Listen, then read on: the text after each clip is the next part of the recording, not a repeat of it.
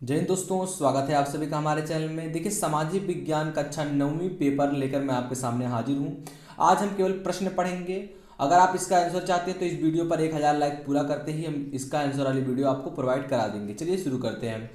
इसमें हमारा पहला प्रश्न है कि समाजवाद का जनक किसे कहा जाता है, कौन है? आपके ऑप्शन है रूसो, कार्ल मार्क्स, एंगलंग और बानुनिन। दूसरा आपका प्रश्न है हिटलर कहाँ का तानाशाह था? हिटलर कहाँ का तानाशाह था? फ्रांस का था, जर्मनी का था, रूस का था या इटली का? तीसरा प्रश्न आपका है कि बिरसा मुंडा ने किस क्षेत्र में वन समुदाय ने के विद्रोह का नेतृत्व किया था? किसके विद्रोह का नेतृत्व किया था? आपके ऑप्शन है तत्कालीन आंध्र प्रदेश या केरल या फिर आपका संथाला परगना या फिर छोटा नागपुर। अगला प्रश्न आपका है औपनिवेशिक सरकार की आय का मुख्य स्रोत था, क्या था? गृह कर, कृषि कर, आयकर और या उपहार में मिलने वाला धन। अगला जो आपका है 5वां नंबर का कि लोकतंत्र का प्रमुख दोष है। लोकतंत्र का प्रमुख दोष में से क्या है? धन तथा समय का दुरुपयोग है, स्वतंत्रता तथा अधिकारों का अस्तित्व है, या गा आपका जनमत का निर्माण है, या घा नगरपालिका की स्वतंत्रता, न्यायपालिका की स्वतंत्रता है। अगला 6वां नंबर का आपका ऑप्शन में प्रश्न है कि भारत के संविधान का प्रारूप तैयार करने वाले समिति अध्यक्ष कौन थे उस समय के?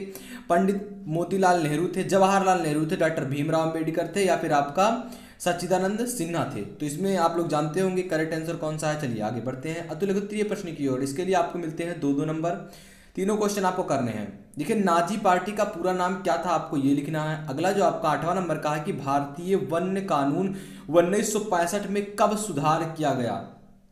कब सुधार किया गया, इसके लिए आपको 2 नंबर मिलेंगे। 9वां आपका है काफिला से क्या अभिप्राय है? जो काफिला शब्द है इससे क्या अभिप्राय है? 10वां प्रश्न आपका अतुलनीय में आता है। इसके लिए आपको 3-3 नंबर मिलते हैं। 4 प्रश्न पूरे दिए रहते हैं इसमें, केवल आप दो प्रश्न लिखने होते हैं अथवा करके 2 प्रश्न दिए रहते हैं, इसमें केवल आपको एक लिखना होगा। इससे 10वां प्रश्न आपका है कि फ्रांस के इतिहास में मानव तथा नागरिकों के अधिकार की घोषणा का क्या महत्व था? अथवा करके आप ये भी लिख सकते हैं, अगर आपको ये नहीं आता है तो आप ये भी लिख सकते हैं कि विश्व पर रूसी क्रांति के प्रभाव का वर्णन कीजिए कि रूस का जो क्रांति हुआ था इसमें विश्व पर क्या इफेक्ट पड़ा, क्या प्रभाव पड़ा। 11वां नंबर का आपका प्रश्न है कि प्रत्यक्ष लोकतंत्र क्या है? जो प्रत्यक्ष लोकतंत्र है ये क्या है? क्या यह भारत में संभव है, और नहीं संभव है तो क्यों? अगर संभव है फिर भी क्यों? ये अगर आपको ये नहीं आता है तो आप संविधान से क्या समझते हैं ये लिख सकते हैं, तभी आपको 3 नंबर मिल जाएंगे। अगला जो आपका है विस्तृत उत्तरीय प्रश्न, ये आपके एग्जाम में आपके नंबर बढ़ाने में बड़ा योगदान, महत्वपूर्ण भूमिका निभाता है और आपको बच्चों से टॉप करने में यही आपका विस्तृत उत्तरीय प्रश्न आपका मदद करता है, जिसमें आपका 4 प्रश्न पूछा जाता है, जिसमें से आपको केवल 2 प्रश्न लिखना होता है। चलिए 12वां प्रश्न पढ़ते हैं। स्पष्ट कीजिए कि धुनमुक्त आपका समुदाय को बार बार एक जगह से दूसरी जगह क्यों जाना पड़ता था? इस निरंतर आवागमन से पर्यावरण को क्या लाभ हुआ? 6 नंबर आपको इसके लिए मिलेंगे। अगर आपको ये नहीं आता है तो आप ये लिखेंगे नाजियों ने जनता पर पूरा नियंत्रण हासिल करने के लिए कौन कौन से तरीके अपनाए?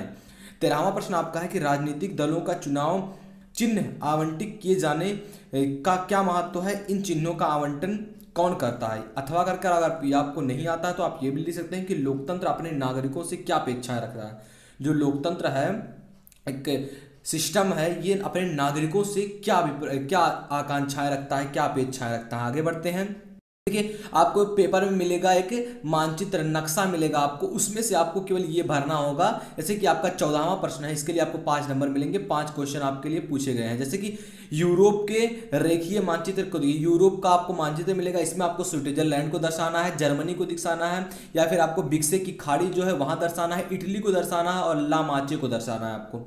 अगर ये आप दर्शा ले आते हैं कि किस स्थान पर कौन सा चीज है तो आपको 5 नंबर इसके लिए मिलेंगे। आप खंड खा की तरफ बढ़ते हैं। इसमें आपका पहला शुरू होता है बहुविकल्पीय प्रश्न से, जिसमें पहला बहुविकल्पीय प्रश्न है आपका कि गोवा के दक्षिण में स्थित पश्चिम तटीय पट्टी जो है ये कौन सी है? कोरोमंडल है, कन्नड़ है, कोंकण है या फिर उत्तरी सरकार है।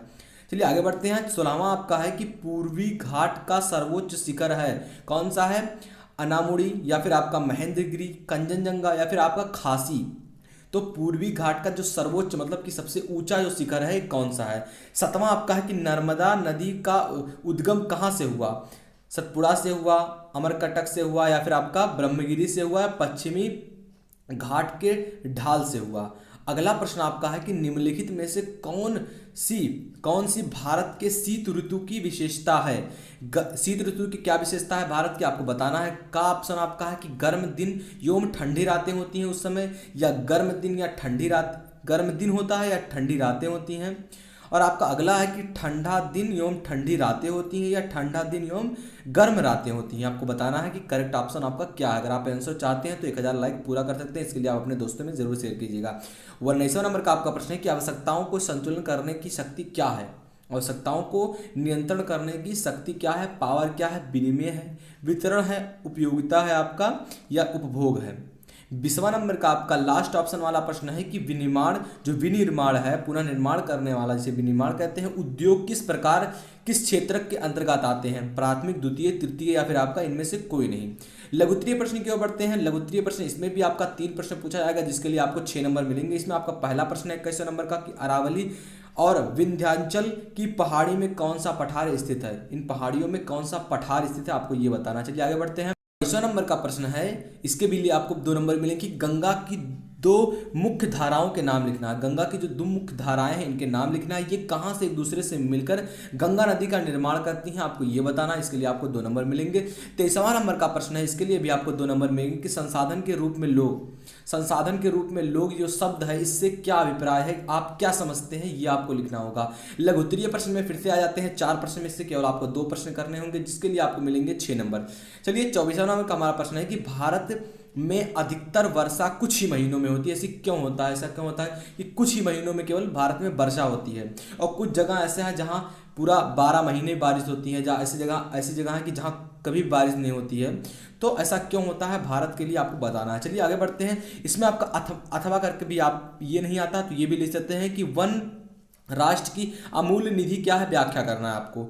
25वां नंबर का प्रश्न आपका है कि आर्थिक तथा गैर आर्थिक क्रियाओं में अंतर आपको लिखना है। 3 नंबर आपको इसके लिए मिलेंगे।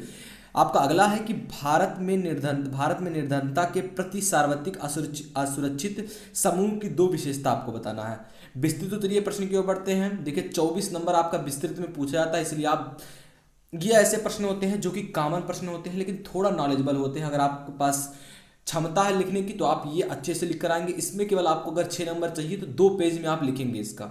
चलिए 26वां नंबर का आपका प्रश्न है कि भारत के प्रमुख भू प्राकृतिक विभाग कौन से हैं। हिमालय क्षेत्र तथा प्रायद्वीपीय पठार के उच्चकाव लक्षणों में क्या अंतर है। अथवा करके आप ये लिख सकते हैं कि बड़े बांध के विरुद्ध मुख्य तर्क दीजिए या व्याख्या कीजिए कि बड़े बांध से किस प्रकार पर्यावरण को खतरा ना हो। 27वां नंबर का आपका प्रश्न है कि उत्पादन किसे कहते हैं। उत्पादन के विभिन्न संसाधनों को समझाना है आपको। अगला जो आपका बड़ा ही इंपॉर्टेंट प्रश्न है कि बेरोजगारी से क्या असर है। बेरोजगारी किसे कहते हैं, इससे क्या असर है, आप क्या समझते हैं। या ग्रामीण एवं नगरीय क्षेत्रों में किस प्रकार की बेरोजगारी पाई जाती है, आपको ये बताना है कि जो नगर में बेरोजगारी होती है और जो ग्रामीण में बेरोजगारी होती है इस पर आपको लिखना है टिप्पणी। 28वां नंबर का आपका प्रश्न है कि दिए गए भारत के आपको एक मानचित्र मिलेगा भारत का, उसमें आपको यूरोप का मानचित्र मिला था, इसमें आपको क्या मिलेगा, भारत का मानचित्र मिलेगा। और इसमें आपको सिंधु नदी, सतलज नदी, गंगा नदी, सांभर झील और ब्रह्मपुत्र को दर्शाना है जिसके लिए आपको 5 नंबर मिलेंगे। अगर आप चाहते हैं मैप वाला जो आपका कार्य है या फिर आपका जो यूरोप का कार्य है, मैप से संबंधित जितने भी कार्य हैं कैसे भरे जाते हैं तो मैं आपको बताऊंगा। अगर इस वीडियो पर 1000 लाइक आ जाते हैं और आप इसका आंसर चाहते हैं तब भी 1000 लाइक पूरा कीजिए। इस पर अपने दोस्तों में शेयर कीजिए। अगर वीडियो पसंद आए तो लाइक कीजिए। हमारे चैनल पर नए हैं तो प्लीज़ चैनल को सब्सक्राइब करिए। बगल में जो बेल आइकन दिख रहा होगा सेट करिए। मिलते हैं आपसे अगली वीडियो में, तब तक के लिए जय हिंद, जय भारत।